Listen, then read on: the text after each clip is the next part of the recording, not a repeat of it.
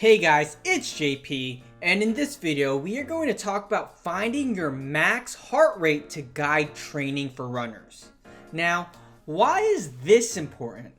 When training, people may determine intensity of the run based on a certain percentage of his or her maximum heart rate.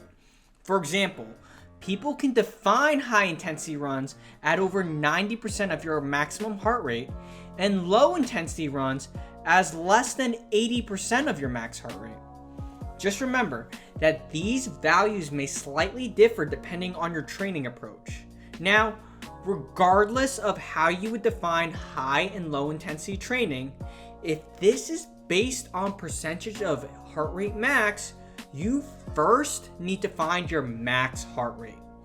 The most common approach to determining max heart rate is 220 minus your age. However, I do not recommend this.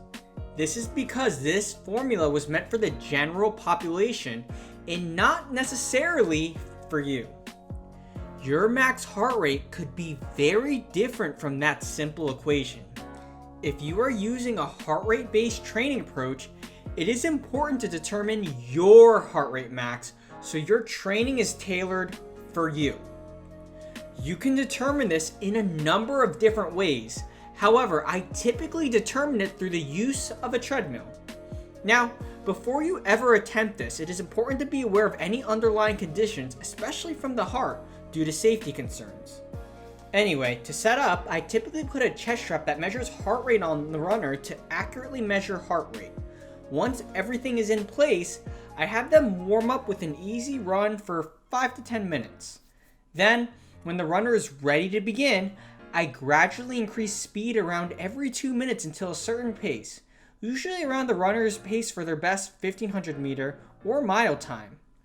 Then, I gradually increase the incline every 2 minutes until failure, where you notice on the graph that the heart rate plateaus and eventually dips. Now, the highest point your heart rate goes is your heart rate max. Just remember that the way the protocol is exactly done can vary across runners. And again, I can't stress this enough. It is essential to do this with someone who knows what they are doing for safety purposes.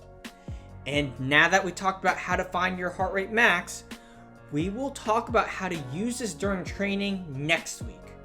Remember that this is for educational purposes only and does not replace medical advice. And as always, thank you for watching.